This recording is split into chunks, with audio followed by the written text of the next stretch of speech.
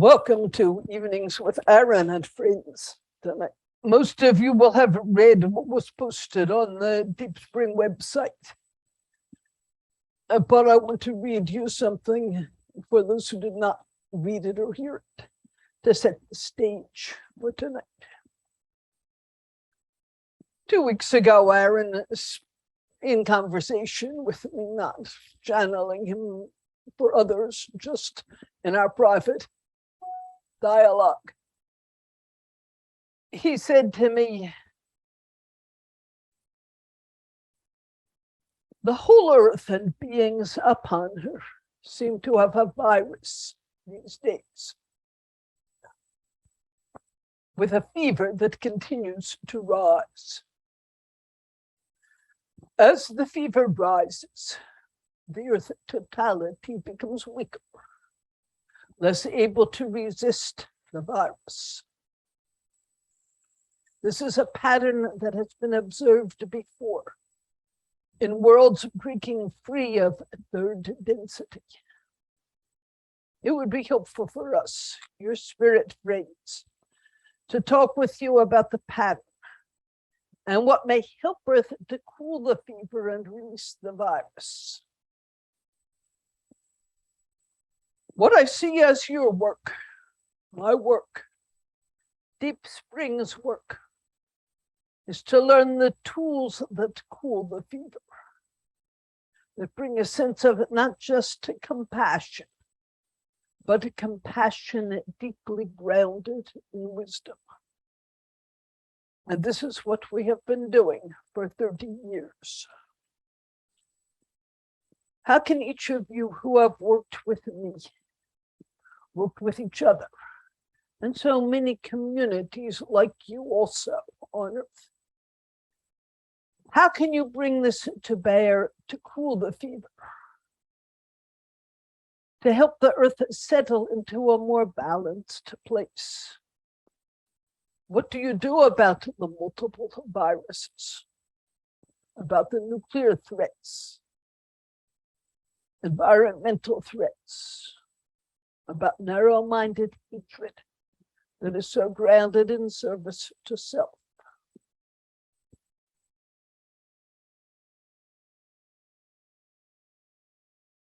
So after Aaron said this to me, we had a beautiful discussion together with Yeshua, Mary, and Atan, and felt it would be helpful for all of us to share with you. We've actually had 2 discussions, one a week ago and another one last night.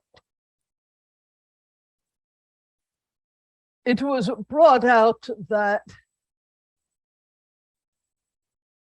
the fever, we can work with the fever to let it help us, not to get rid of the fever, but to channel the energy of the fever also.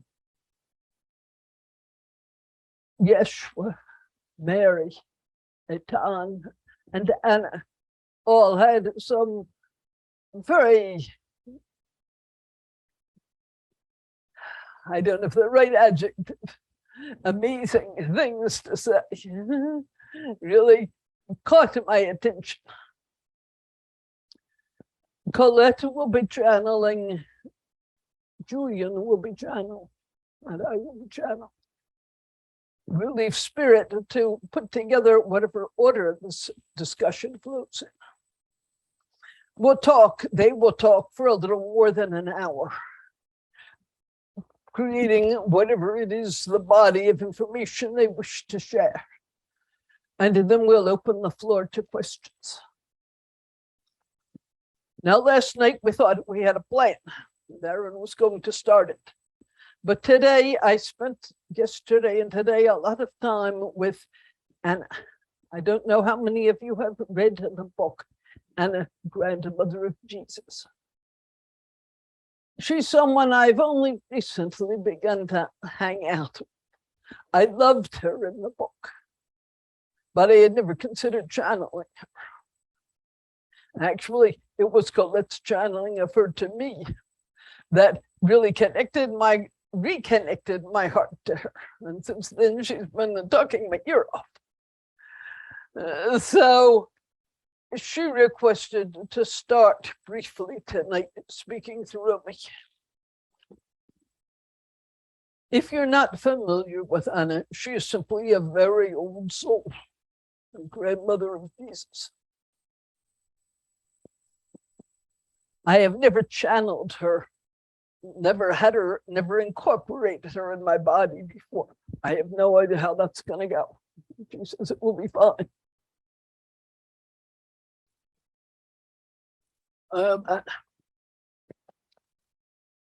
Mother of Mary, grandmother of Jesus, of Yeshua.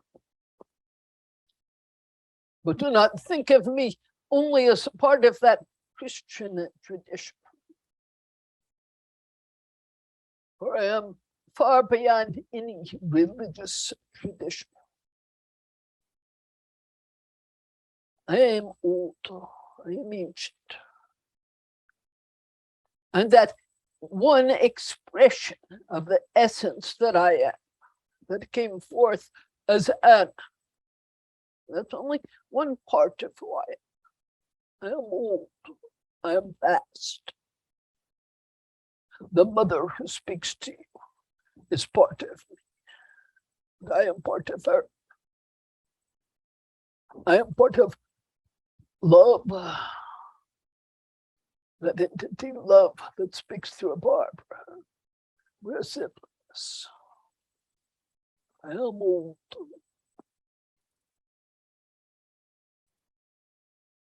In the time before time, some of us elders joined together. Some of you have heard Ariel speak through Barbara. The essence that I am is as old as Ariel, but Ariel has never given forth essence into human form on this earth. But I was part of that plan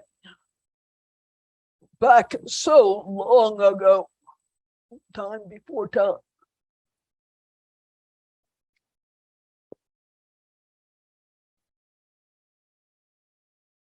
The planning for a lower density planet to emerge into a high density.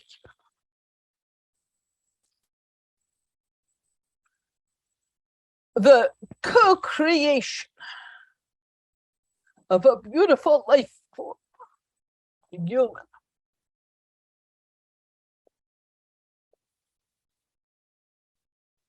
I'm needing to center myself deeper in this body.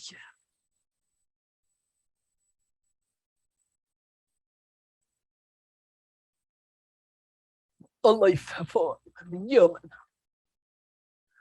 with a physical body, emotional, mental, and spirit bodies, all of which would come in at a lower vibration and gain in vibration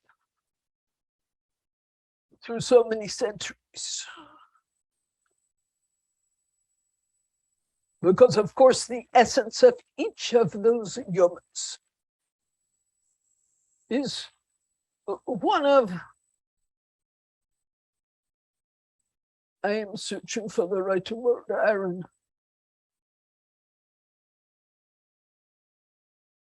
You're suggesting infinite. That's not what I want to impart.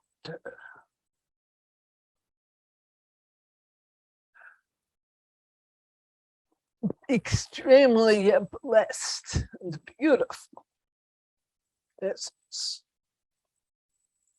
You are all, each of you, that essence, that divine awakened essence. You may call it the Christ consciousness, or the Buddha consciousness, or many other names. The beautiful awakened essence, that is you.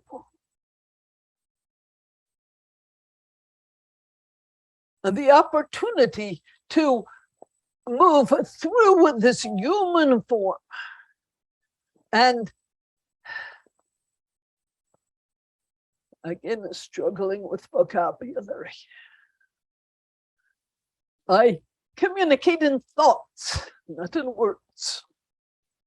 Words are a little bit harder.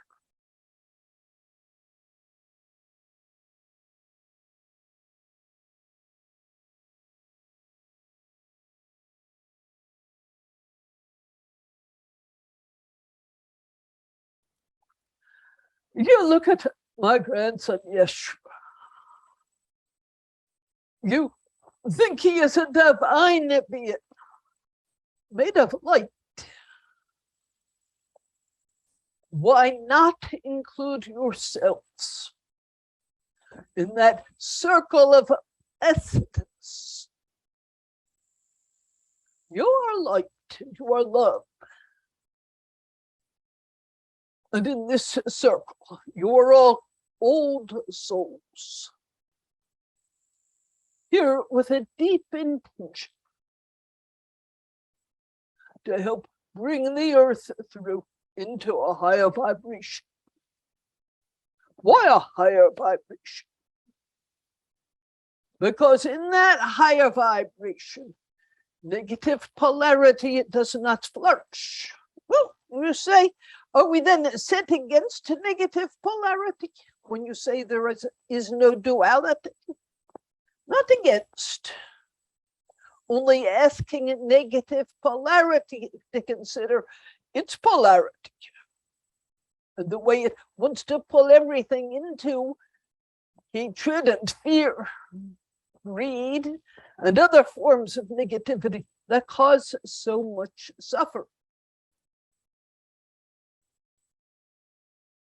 But of course, that's not for the highest good.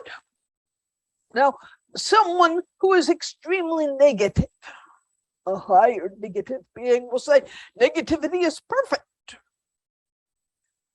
Negativity does not honor free will.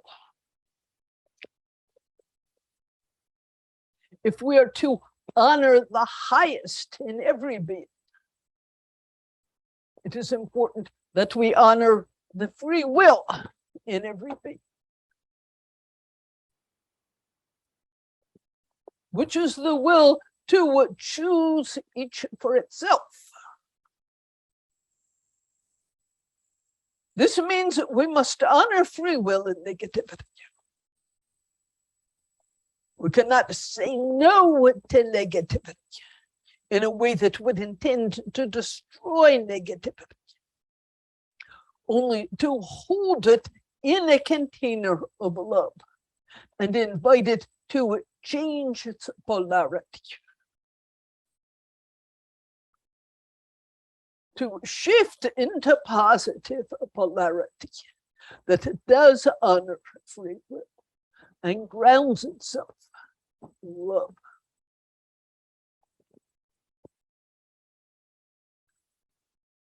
The whole of the work to help birth Yeshua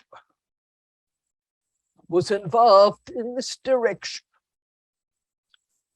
to honor free will grounded in love. Well, negative polarity would say, why should it be grounded in love? Why not fear?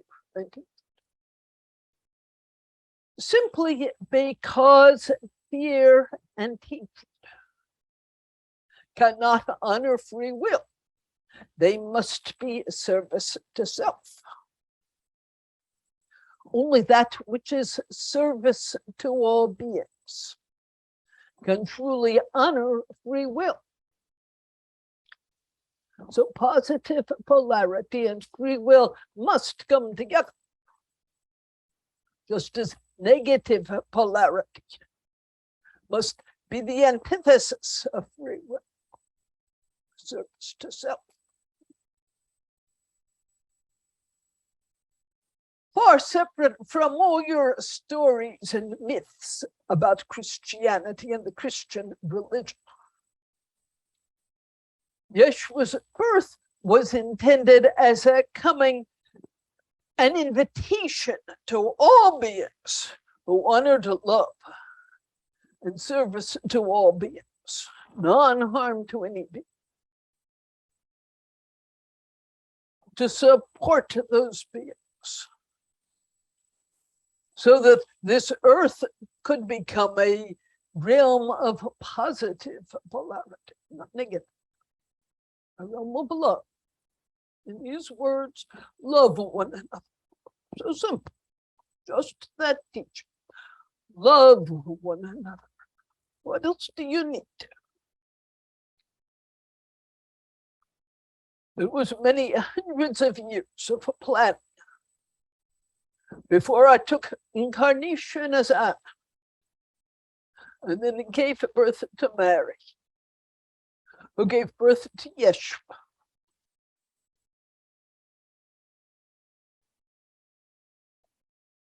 These did not have to be the specific beings, certainly not the specific needs. That was not set in stone. But I chose Mary's name, and Mary and Yeshua's father chose his name. Not set in stone. The entity, the being, that light that each was. They worked so hard to come through us, that light, through so many lifetimes of development. The courage to come into human incarnation again and again, because pure spirit could not do this. It had to be done through the human.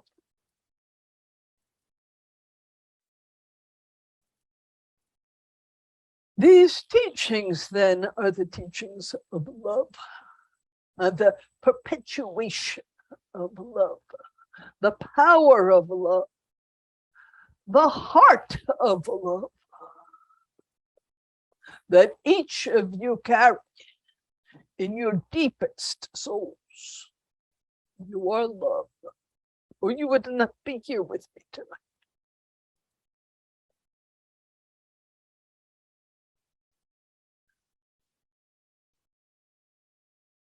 I am Anna. I have asked Barbara for this opportunity to simply give this bit of background to what we are discussing. Aaron speaks of Earth with the bites these days, and I know Yeshua, Mary, Etan all have some very wise things to say about what Aaron do. I don't know if he will choose to come in, but love has some things to say about it. Maybe he will join us tonight also. The question here is, given how much negativity there is on the earth, the power of that negativity that is, in a sense, creating a virus, a fever of fear. How do you, as the blessed old souls that you are, respond to this negativity and fear in ways that do not escalate the negativity, but instead begin to tamp it down and allow those negatively polarized beings who are suffering a way to reverse their polarity of their own free will, of course, and come through instead as positive polarity when they are ready.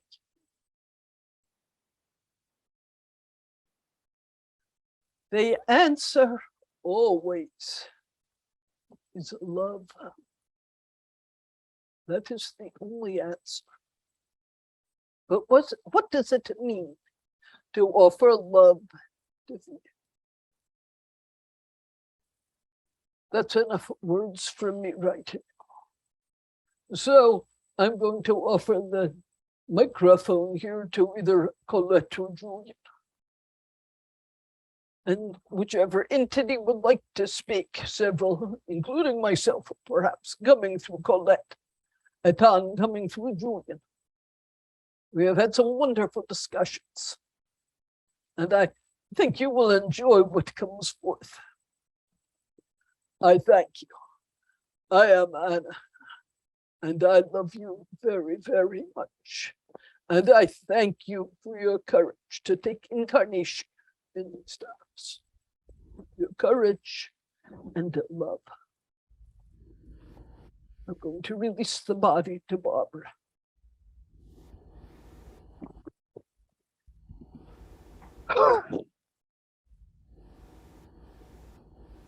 Thank you, Anne.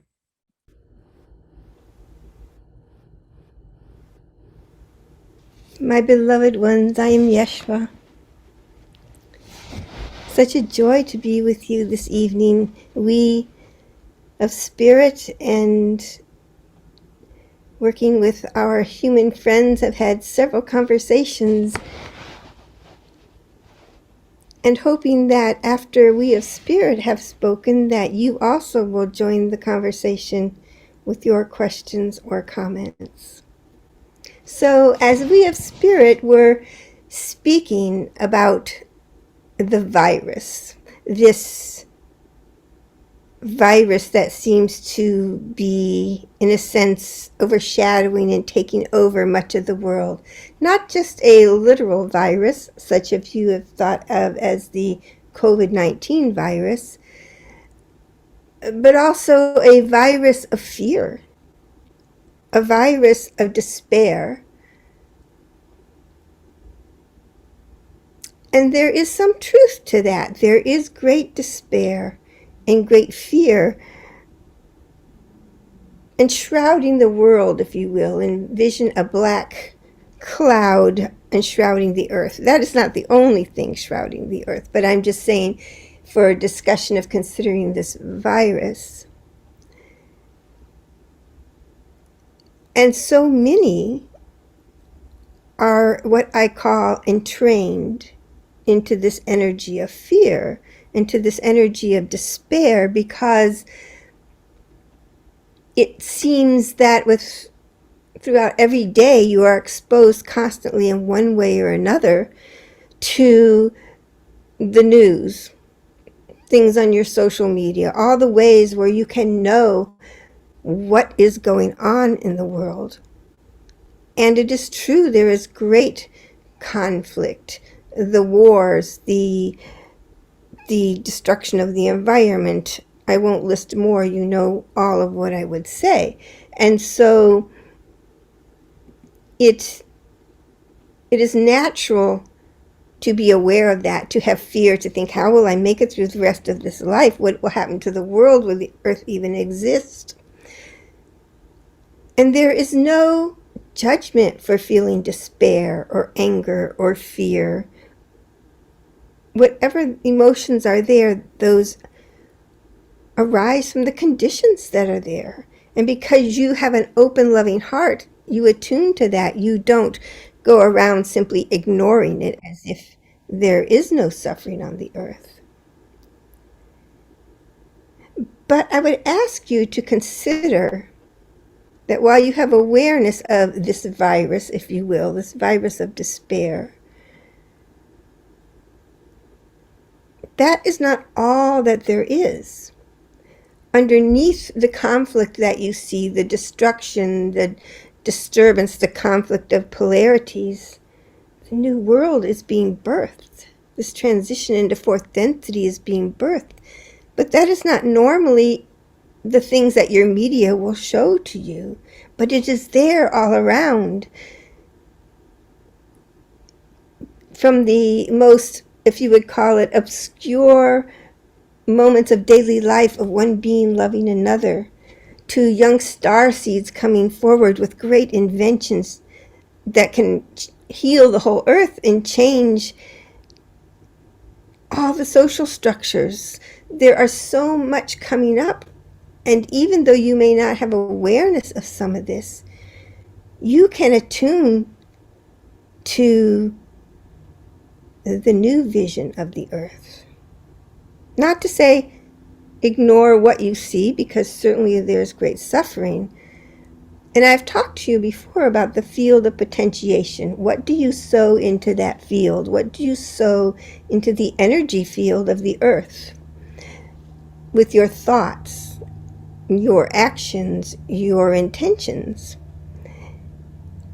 And I've also talked to you before about the power of the now moment. And it's that I wish to talk about again right now. I will talk briefly. There are others who wish to speak, but I wish to bring this one point to you. You are a powerful being of love and light. What will you do with that power? And what is your power? Your power lies in your thoughts, your intentions, how you act. And how does that come about within the third dimensional world that you live in? That comes about in how you intentionally direct your energy.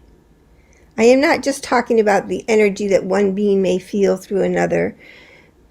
I am talking about the energy of your thoughts, the energy of your words, the energy of your actions. So when one is not attuned to that with intention, then one is simply reactive to what impinges upon one. One reads the news, one goes into fear or despair. That is fine. Let that be. Honor that for a moment. But then come back to center and say, be aware that there is no past and future in the ultimate sense. There is only the now. And every now is what seeds the next now and the next now. So I ask you, what are you seeding into this now? So when you have had a moment of despair or anger or grief, terror about what you see in the world, so that energy went out into the field, that is fine. But that is simply a reactive energy. Intentional energies have power. So come back to the center. Breathe. Invite spirit, invite your open heart, and then say intentionally, what will I do just for this moment? Will I just breathe and exude love? That is powerful. Will I go wash the dish so my friend can have a clean cup for tea later and imbue that mug with love and the tea with love? That is powerful. Do I choose what words I may say to someone who I will next meet in the next moment with intentionality and love? That is powerful. Big things are powerful, small things are powerful. It's intention. So, when you are fearful of what you see, terrorized by the virus, and entrained in the dark cloud, come to center, envision the dark cloud dissipating, see the radiant love and light, center yourself in that, and then you, with intentionality, in your next breath, in your next action, whether it's petting the cat or cleaning the counter, making a phone call, you be that love and light. In that way, you seed the field of potentiation for yourself, for all, for the earth. And this is what I wish to leave you with right now. My love to you. You are all great, powerful beings of love and light. I pass this on to whoever wants to speak next. My love to you, my friends. I am Yeshua. I didn't realize I was muted. Thank you, Yeshua. And Aaron would like to speak.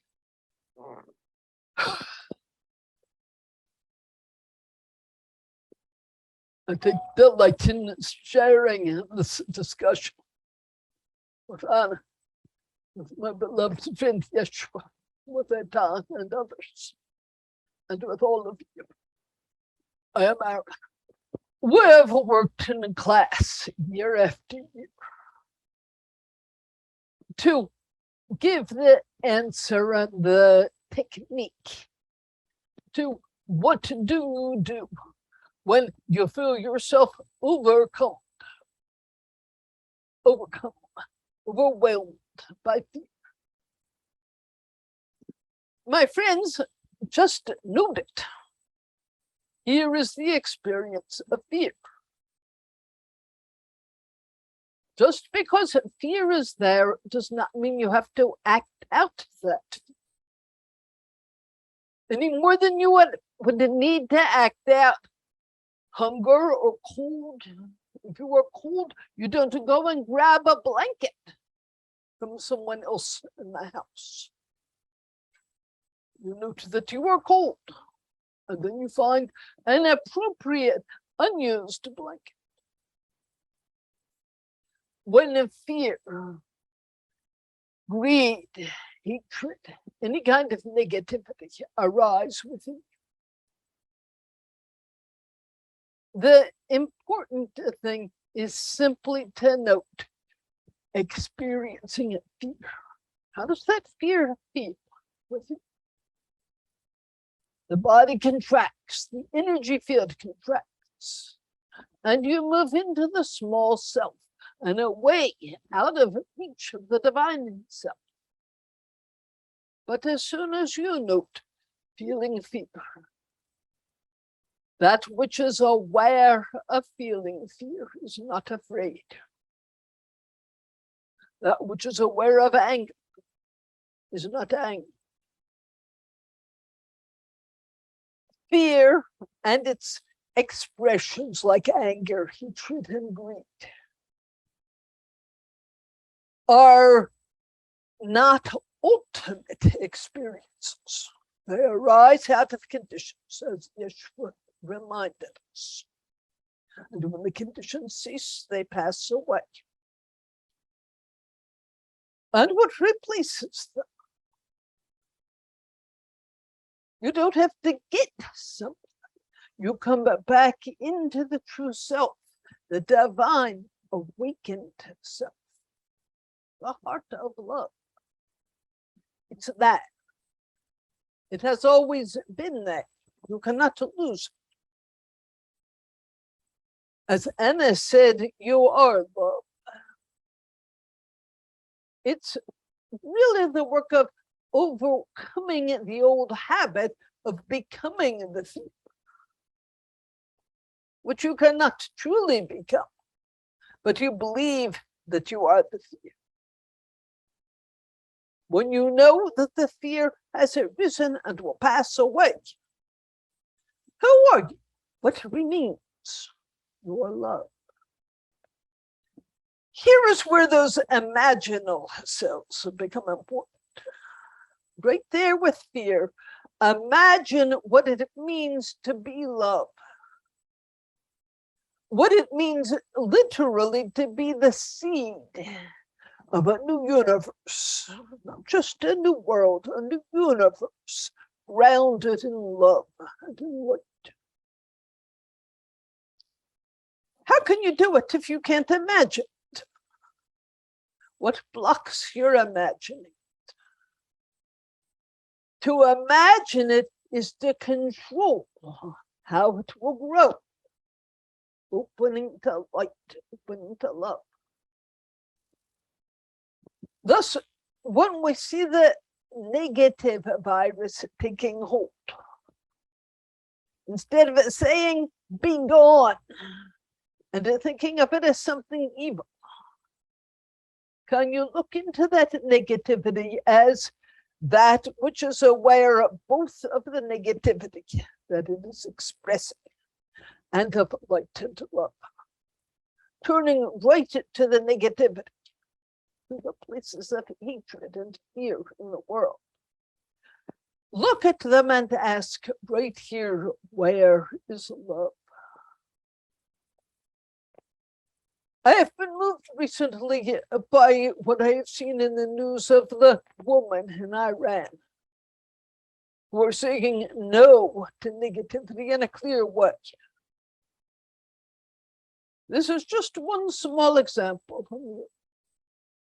There are thousands of examples of people, large groups and small, who are learning how to say no without it, but to say no from that clear place of love in their hearts. Perhaps I will speak more later. I want to pass this on to others for now. I am Aaron. I love you. This is Julian, and in that I am one of the others, I will step forward and offer, after listening to the other speakers, I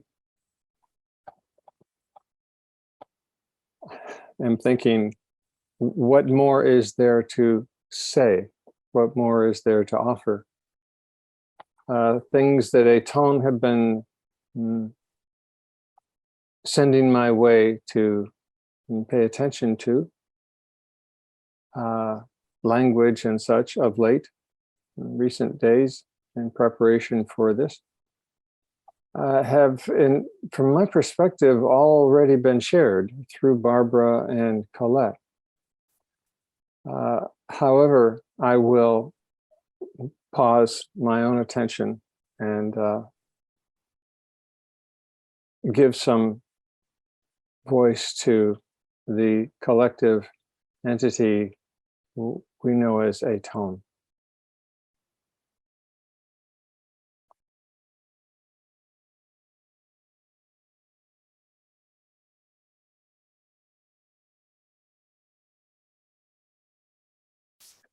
We greet you in the love and light of the one infinite creator. I am a tone, and I speak in the plural because we are a very large, what you may consider to be somewhat vast association of consciousness. We speak with you through the communicator, Julian, and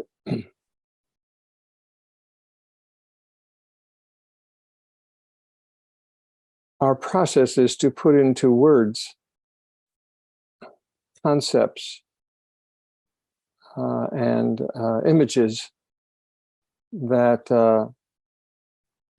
for us are like a vast flowing awareness, and to then pull pieces of this awareness and to put a package around it that you call a word, that moves into a phrase, that moves into a sentence, into a concept, a conversation, is we wish we could simply send you the images so that you could each individually experience the image and all fear and confusion would dissolve, because that is the perspective from which we share. When we attend to your immediate expression within the third density context,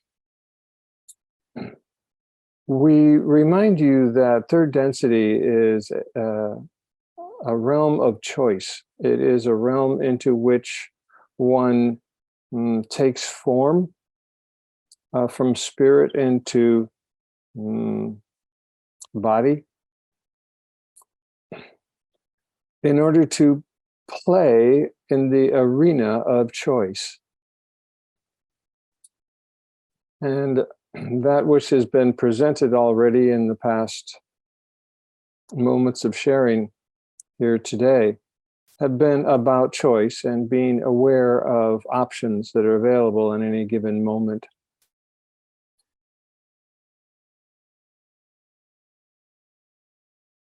We encourage that you consider the experience in third density as exciting, as intriguing, as a wonderful opportunity to play with choice and to play with developing skill with that which is being offered, that which is being received, and that which is then offering from the receiver.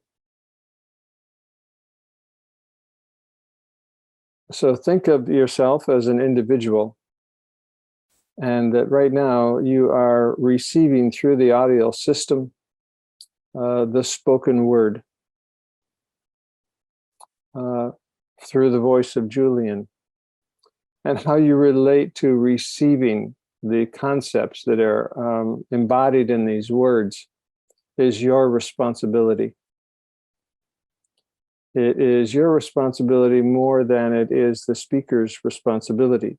there is a shared responsibility where the speaker must have a manner of caution to present the speaking with as much skill as can be expressed. But then your responsibility is with paying attention to what your audio system is doing with your mental thinking system. Are you listening to the words? Are you watching a visual more than you are listening to the words? Are your thoughts meandering off in another direction to another sensory system, like the temperature in the room, the feeling on the skin, the visuals of the eyes, the taste in the mouth, the being thirsty for a drink of water? Oh, and then the attention comes back to what is the Julian saying? And so in every moment, as Yeshua is speaking, one is responsible in third density and in all densities for, but in third density, where you divide everything into moments, there is a continuing opportunity to practice, to develop skill with being artful in the moment, being passionate in the moment, being with delight and enthusiasm in the moment, being eager to encourage by expressing enthusiasm and compassion in the moment, to encourage others to receive enthusiasm, to receive compassion, and then to feel that and to feel inclined to then turn around and in their own manner of output express compassion, express enthusiasm. Something that I believe it was Yeshua who spoke, wouldn't it be wonderful if all of the media were continually talking about the emergence of fourth density and the excitement on the planet of the new energies, and if people were instead of speaking about the unpleasantries of the day on the media and writing about the unpleasantries, if people were writing about, describing, and speaking of the enthusiasm of what fourth density can be like, how it is being imagined. And Barbara and Aaron were speaking of the imaginal selves. So if you can, for a moment, just pause and do your own imagining that all of the media, all of the time, was featuring conversations, visual presentations, documentaries, news items, all related to the manner of, the nature of the changes of positive polarity that are available with fourth density energies. And imagine what that world would be like. There would be a very, very different energy that would be supporting the evolutionary aspect of a fourth density emerging and taking shape, taking energetic expression, taking voice, taking visual expression, taking on moment-to-moment experience amongst human beings, amongst animals and plants and trees. The body of water, the body of air, all would be participating in this new forming of expression.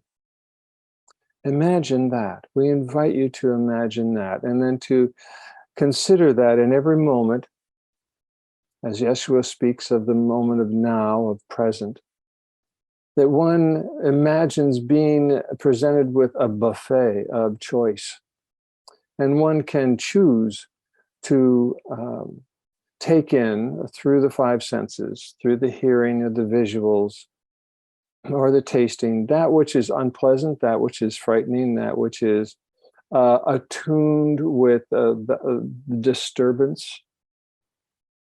And imagine that in this buffet, there are other choices, some that are perhaps more neutral in terms of positive, negative attention, and other choices which are much more positive. And imagine that each of you has this capacity that may be previously unrealized, but is very present within each of you, that you can imagine all of the choices in the buffet simultaneously. You're not struggling over which to choose, but rather you're observing the buffet and you're seeing all of these variables in the offering, in the moment. The variables that are part of your imagining, because every thought is an imagining. Every input through the sensory system of the body is an imagining. The body takes it in through any one of the five senses and then creates a realization that the sensation is occurring and then begins to imagine association with the sensation. And in that imagining comes things from the archival library system of every individual mind, every individual person, and they're all unique. So begin to allow yourselves to imagine, to have the fantasy that you're constantly being presented with a buffet, and through the buffet you have choice, and you can choose this, that, or those, and you can also choose to be aware of all that is in the buffet simultaneously. So you're not struggling over or, in a sense, having a competition with this or that, them or those, but rather, oh, I see it all. And in that seeing, in that sensing, in that awareness, being enthused with being able to see it all and being able to be in the immediate presence of this third density symphony, and then to allow your own innate inclination to flow like water around rocks in the river and along the shore and over roots in the river, to flow in a very natural way, that is a way that generates grace, that generates gratitude, that generates enthusiasm in the moment. And we encourage that this become a practice. There is no specific instruction on how to do this, or an A, B, C, and D step by step. None of that is part of this opportunity. This is an opportunity to experience all simultaneously, and then to experience being in a flow where one experiences the opportunities of compassion and grace and delight and enthusiasm. Imagining that everyone on the planet is beginning to experience this, at least as an offering. We leave you with these images. Jairam.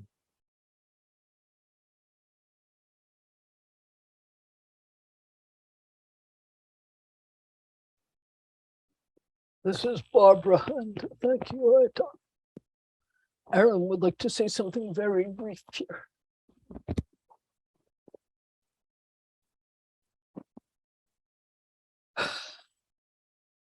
Aaron. I always enjoy hearing my beloved friends from all over the universe, the multiverses. Aitan, it's such a joy to share this with you. I do have one tool. Aitan says no method, but there is one thing that helps. Mindfulness, presence.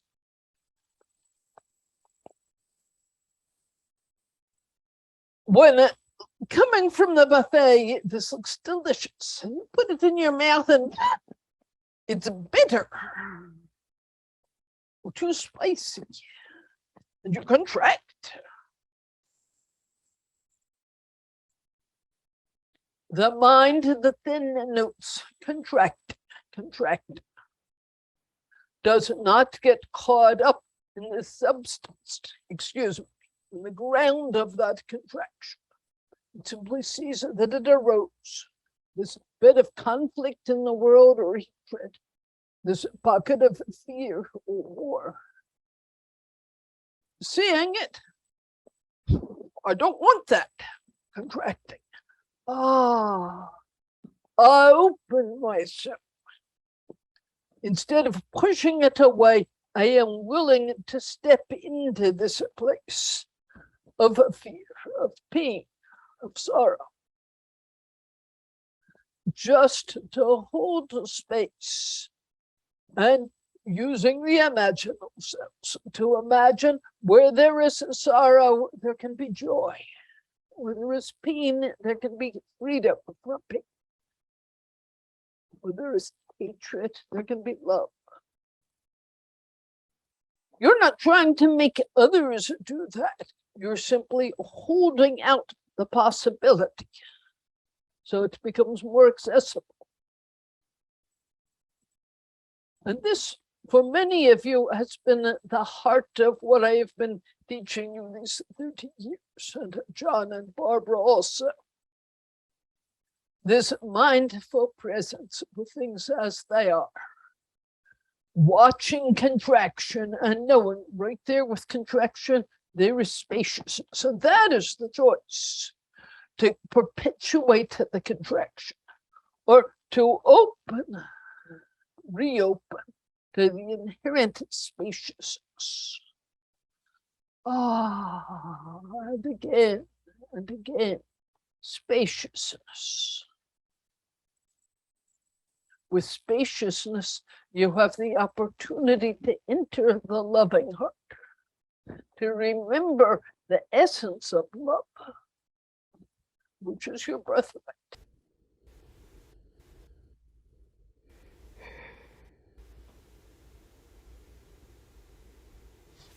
My friends, I am Anna. I call you my friends deliberately because we are friends. Many of us belong to the same soul resonance group. We may not have shared incarnations together on this earth or worked together on other planes, but we are friends because we are all here with the same intention. And that is, intention is what has been called the Bodhisattva, or the Christ Magdalene. In many traditions, there are other terms for that.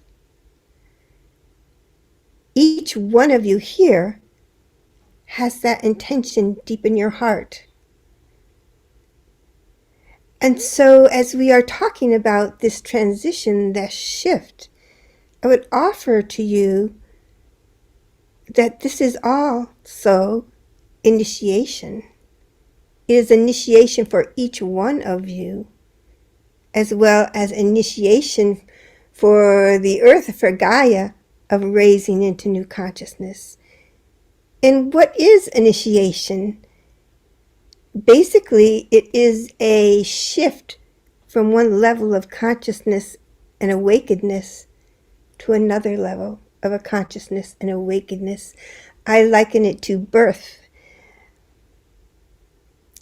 The baby forms, but it needs to come into existence outside of the mother's womb.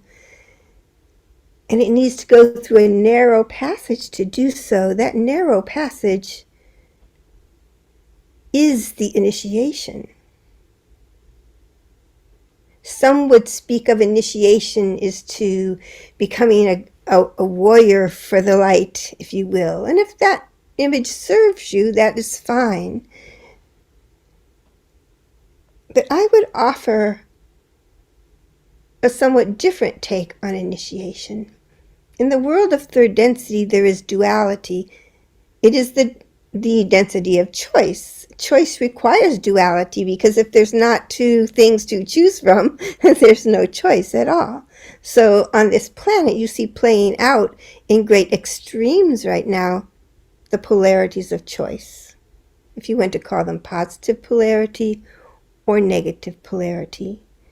An initiation in this small tunnel of transformation, if you will, that is often dark and confusing and feels contracted or frightening, you are facing a choice. What will you be when you come out on the other side? So I will say something here that may seem radical or not comfortable, but just looking at the world in general, what you know of the world and the history of the world, I will say to you, there is no victim and there is no perpetrator. And you may say, well, Anna, how can you say that? Just read the news.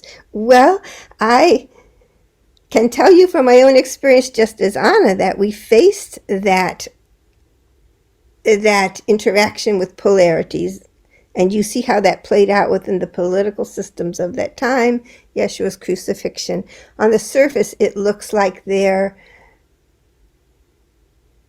there was a victim and perpetrator. In the ultimate, there never is, because there are no accidents. But I will not go into that any further right at this moment. I'm happy to speak about it later. But where I want to come back to is this idea of initiation. You are moving from the density of choice and polarity into initiation of awakenedness, understanding there's no victim, there's no perpetrator, there's no self, no other. There's only one being. It's the Creator. You are moving, you have being offered the opportunity to move into non-duality, the awakenedness, the level of consciousness that is non-dual. Now you say, well, what do you do with that? You are individuated in this particular body in this particular time. Yes, that is so. But you can act from that individuated spark as if you were in the world of other, or you can act as if there is only one being. This is what this initiation is calling you to. And it is a complex topic, and I hope that I can talk to you more about it at other times. But view, if you wish, the trials and tribulations of all that you see, the struggles of the birth, of initiation into a new, not only a new world for all that are on it, but a new self for you, because you are still individuated. And when you see yourself as going through initiation, in that one sense, you have power, not in the sense of power over, but you have power and responsibility, or I would say honor and responsibility, because once you know it is all non-dual, that everything is one, then you are also responsible for what you do with that. And as was mentioned earlier, Yeshua mentioned energy. What do you do with your energy? And I would say to you, going back to Yeshua's concept of coming into the now, let us say you are sitting having breakfast, minding your own business, if you will, not distressed or not elated, just in a neutral zone, and things are filtering through your mind. Maybe a discussion you had with someone that didn't go well, or the financial strain, or whatever it is. So you can see those things go by. You can see the stories that go by with those things, such as maybe with the friend. Well, no one's ever really liked me, or whatever. I'm just making this up. So within that, as Eton was speaking about, in the moment where everything is there, the buffet is there, the buffetish choice is there, where's your choice of where you focus your energy? Energy first manifests coming from intention. If there's no intention, then it just disperses willy-nilly. It follows that story. It follows that impulse. It's an unconscious use of energy. But as an initiate, when you cross that threshold and you know all is non-dual, you have the responsibility then to manage your energy with intention. And that may seem like a huge burden, actually, but let's take it back to the moment. Let's take it to something simple. You're having your morning coffee, as I say. All these things are filtering through your mind, and you're drawn this way and that way. An initiate notices and says, ah, so this is all there. Here is my smorgasbord. Here is my buffet. I can run off on this story about how this relationship isn't good or whatever, or I can come back to the moment. I can say, where will I set my intention in this moment? And perhaps it is nothing more than to go pay the bills. Clean the kitty litter. I can tell you that's a chore Colette has difficulty being mindful about, but this applies to big things and little things. So go and clean the kitty litter with presence.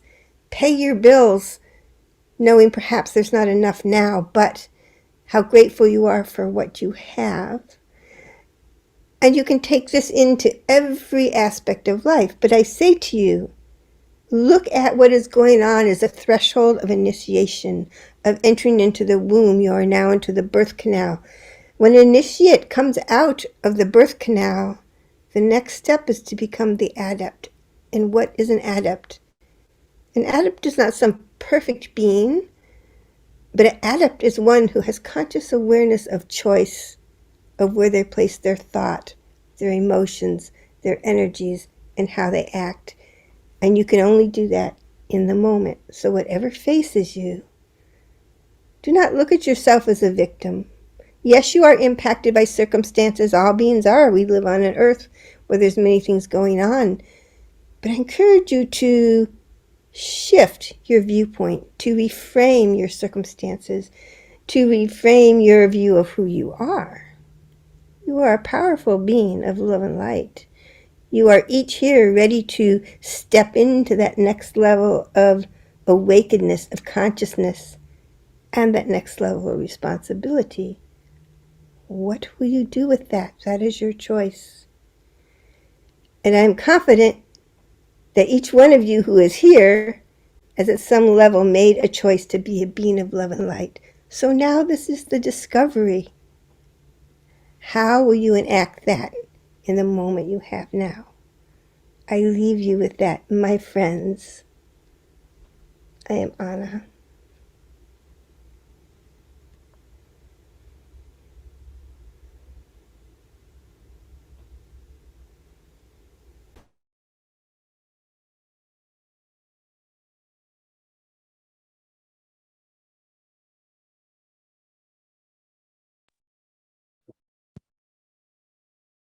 This is Barbara, and I'm enjoying this very much.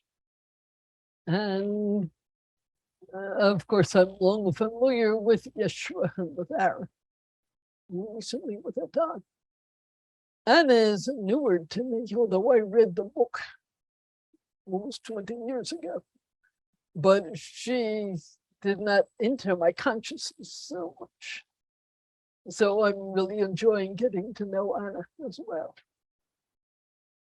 Let's at this point open the floor to questions. I'm going to say something here as Barbara. In the past months, I made a decision this summer that I chose to spend more time in meditation. And I've been doing both my Vipassana and pure awareness practices, but also just sitting and resting in spaciousness. And aware of all the gifts that were given, how I've been put on this earth at this time of transition, able to choose to be a force, a power toward healing on the earth and to love. And as soon as I come into that reflection, I feel loving energy gathered around this loving circle. As Anna said, we're a soul group. We are the Bodhisattvas or the Grace to Magdalens, or however thousands of possible names. The actual name does not matter. We are those who are gathered with love. And I'm so grateful for this Sangha, gathered with love and with the intention to help co-create increasing love on earth. So I just want to express my gratitude to all of you.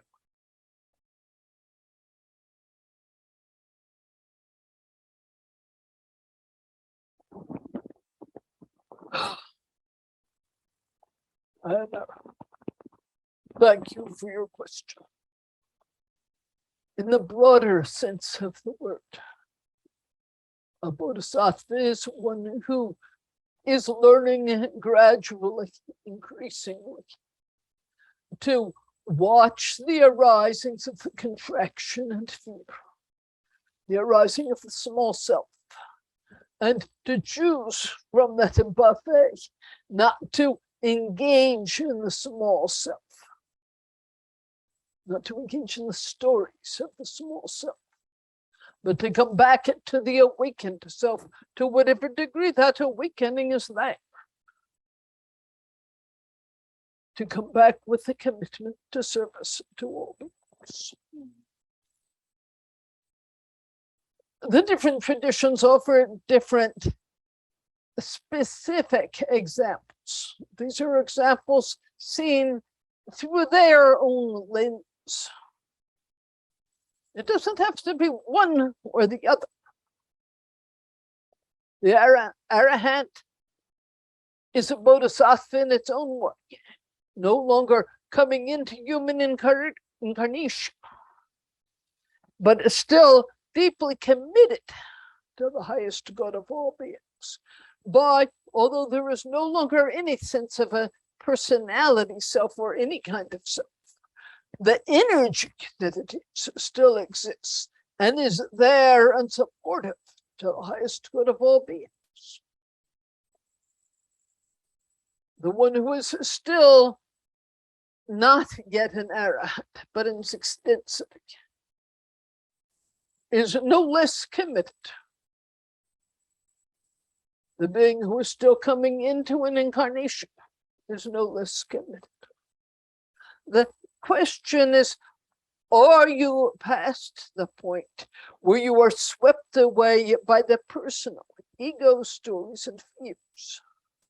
Are you at the point where you are deeply open to this present moment, committed to the highest good of all beings and to the release of suffering? Whatever plane you are on.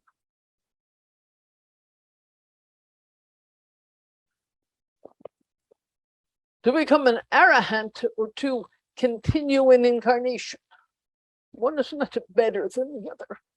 Each is simply a different form of service. Remember that different traditions will frame the language and the teaching, each in the way they see it. Because those who are reading it down are not yet awake. But it's all beautiful. The Barbara's dog, he's not in the room, but he's a very loving being. I've never seen him respond aggressively. He's a kind of bodhisattva.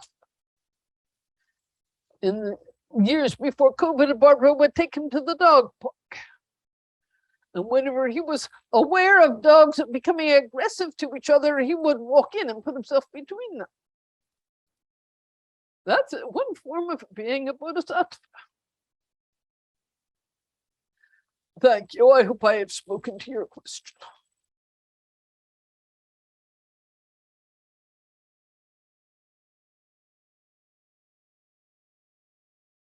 I think it was Thich Nhat Hanh who said the next Buddha will be a Sangha.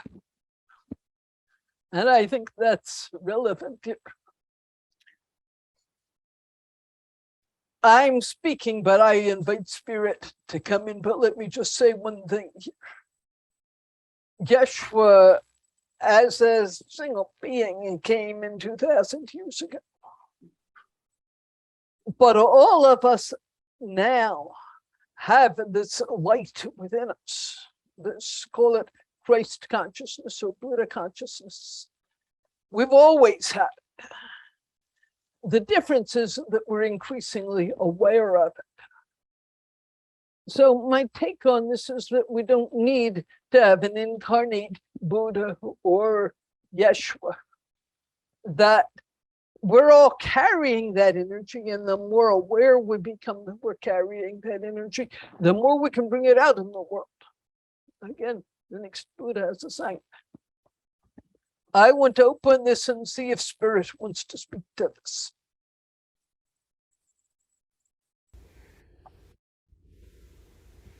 My friends, I am Anna, and thank you for that question because it is very important.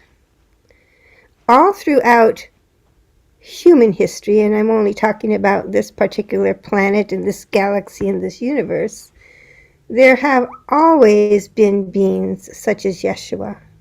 You may call them bodhisattvas. You may call them avatars. There are so many names for one who comes into the incarnation already awake and knowing they are awake. And yet when a being takes incarnation into human form, they must adapt to being human. So as Yeshua had to grow, he had to grow in awareness, had to grow into knowing how to live with intentionality.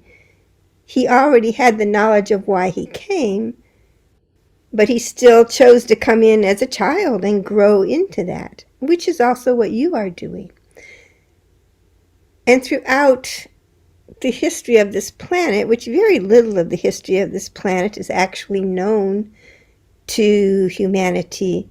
You've heard of Atlantis, you've heard of Lemuria. There have been other civilizations. And within each civilization, great ones such as Yeshua, and the Buddha, Babaji, others, have come into incarnation in various times and lived on the earth. So Yeshua just happens to be the most, I would say, recent example that you in the world are familiar with within the culture. So there have always been many examples.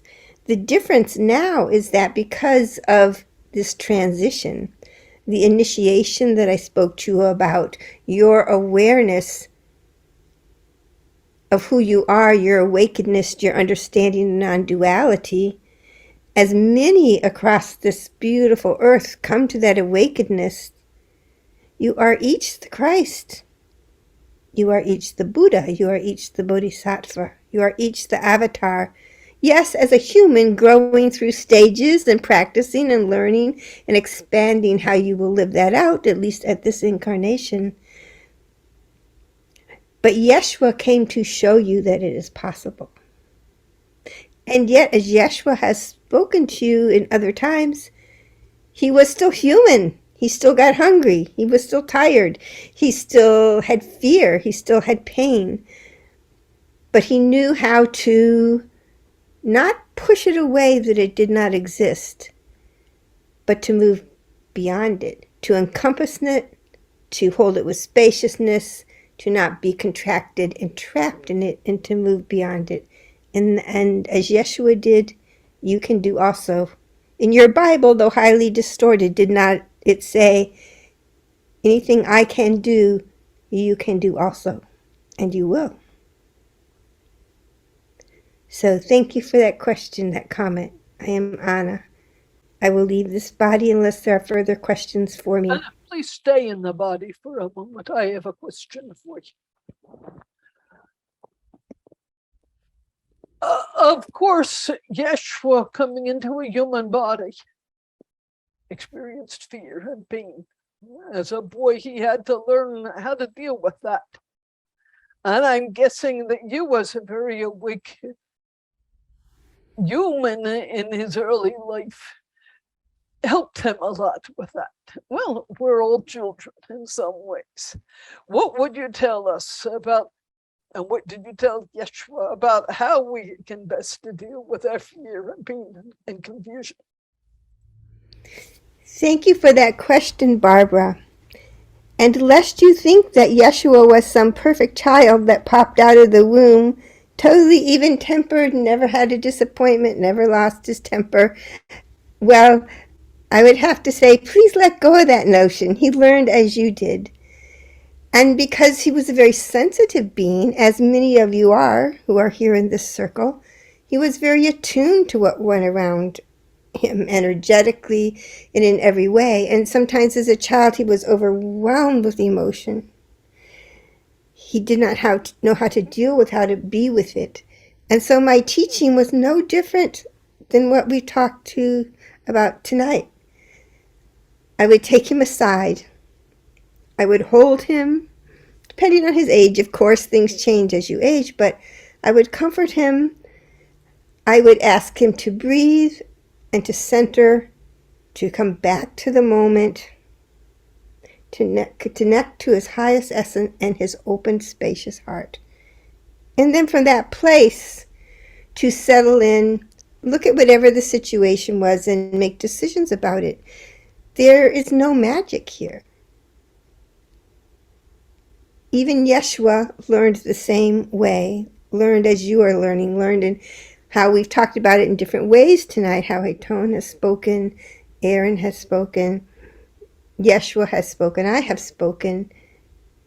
It all comes back to being aware, conscious, awake in the present moment, not dissociated, not pushing away, not stamping your feet and wishing it was different. Well, you can do that for 2 seconds if you want. That's just the condition. But when you are in reactivity, reactivity owns you. How do you not be owned by reactivity? You come to the present moment. You remember who you are. You open your heart in spaciousness. You see the stories, you let them float away. But then with intentionality, you choose. So it is very simple, but not easy. I am Anna. Thank you for that question.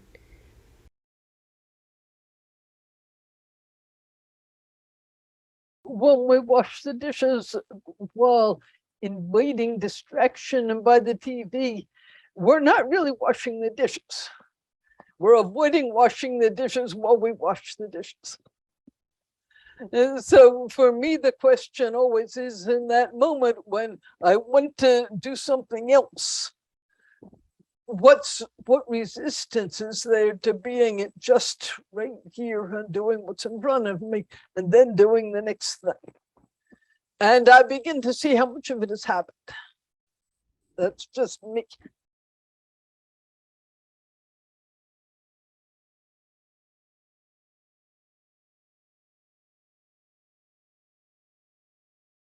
I am Anna. I am still in the body. I can answer that question. I'm also transfer my energy and consciousness to Barbara if she would wish to channel this response.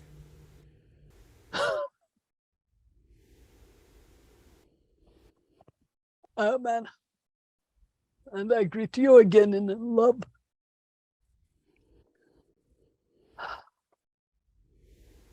The ability to feel anger and grief is a vital part of the human experience, part of the initiation.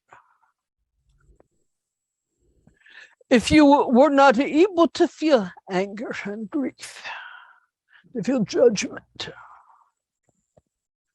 to feel fear and pain, how could you learn to move through these experiences? There is no duality. As Aaron puts it, that which is aware of fear is not afraid. That which is aware of grief is not grieving. But for the human, the self-identity is with the emotion, with the body. Because you are right now as third density human, engulfed in these minds and bodies. That birth canal is one of moving through from the place of contraction in the womb, squeezing you, the birth canal squeezing you, to becoming aware of the spaciousness, joy, and delight that are also there. And then the smorgasbord. I see fear, I see grief, I see judgment. And I have enacted that millions of times.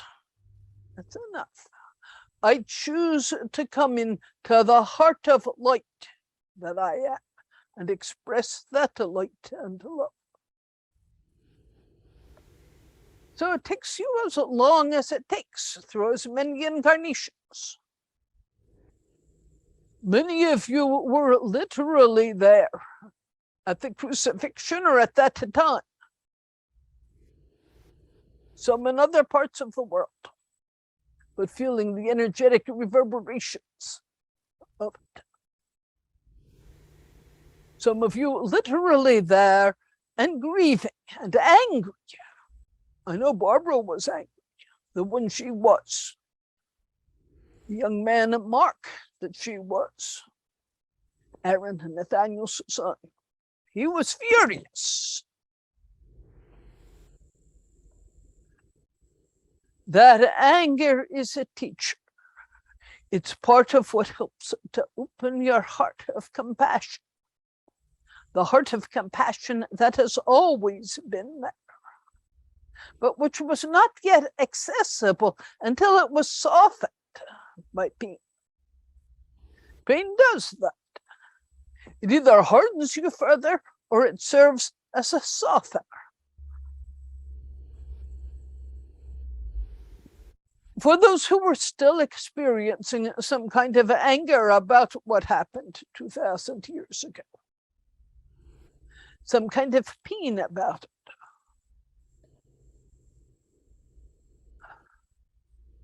can you find the compassion in your heart for all of those who were there, both those who were crucified and those who were crucifying, not only Yeshua, but so many beings, those who are being not literally but figuratively crucified today?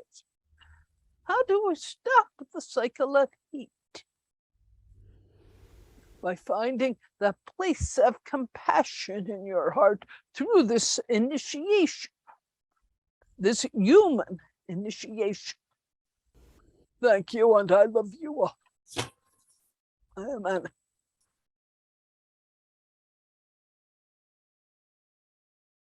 She says thank you, and she's always been here, but she's preferred to just be quiet and watch. Now she's happy to have been invited to speak. She reminds us that Mary has been speaking a lot recently, and Mary Magdalene. And she and Mary are soul sisters of sorts. And Mary also says much of what Anna would say.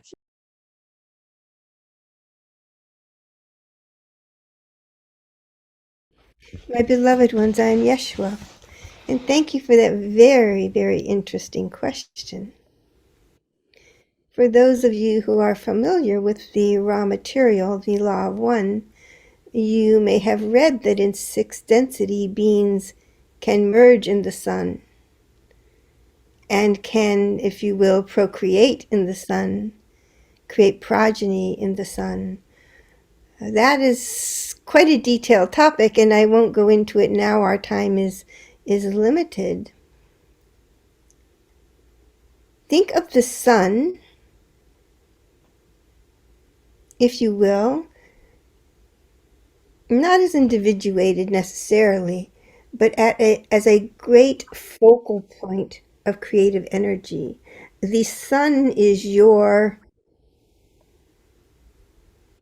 energy source around which your solar system was created. It sustains the solar system. If you want to think of the earth, Mother Gaia, is the feminine principle, as the sun is the masculine principle. This is very general. But you are part of both. As a physical being, you exist on this earth. It has the things that are needed for you to live and thrive on the earth. You, as a physical human, cannot go to the sun and be with the sun in any way. In sixth density, you can do that. But what you can do as a third density moving into fourth density human is that you can look at the sun in the way you can look at all creation as non-dual. You can attune as you attune to the energies of Mother Earth. You can attune to the energy of the sun instead of simply taking it for granted as some source of heat and light. Understand it as a being of consciousness beyond imagining. And that may sound strange to many. For those who that sounds outlandish, so to speak, I encourage you to investigate the raw material. In the new Law of One website, you can do searches. I would suggest you search the sun and search sixth density fusion. It may give you some expanded awareness of what possibilities are in this universe. I don't know if that answers your question fully. I will pass this on to any other who would like to respond to that. I am Yeshua. Thank you, Yeshua. I am Aaron. I'd also like to speak to that question. Your densities are not cut off. This. There's a gradation to them. There are things that lower density can do that you as a third density cannot do. Think of a crystal lying on the ground with the sun directly shining upon it. It looks directly at the sun. It is not afraid of the sun. It is part of the sun. It has not yet moved into second and third density.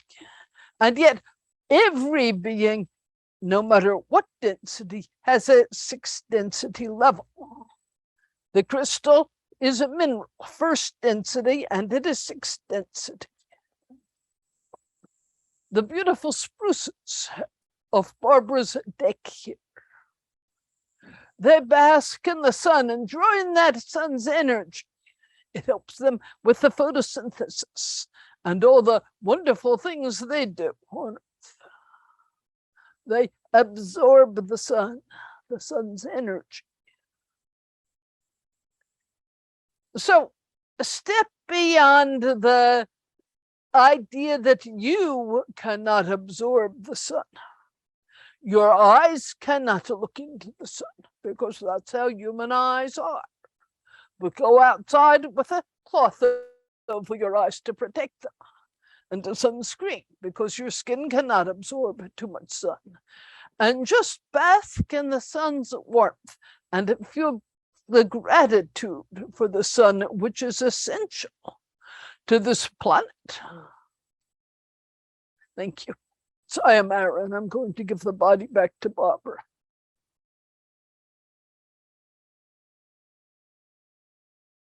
Aaron says, absolutely. I am Aaron, not incorporating, just conscious channeling. Many of you in meditation have come to a place where ego and body seem to dissolve. And there is nothing but light. It's not light out there. It's light that is both inner and outer. Is this any different than the sun? I pause. Thank you. Okay, a big thanks to Colette and Julian and to all our spirit friends. And it's been wonderful to just hang out together and share all of this. I hope it was good for you having not just Aaron, but a number of spirit friends together. Good night, everyone.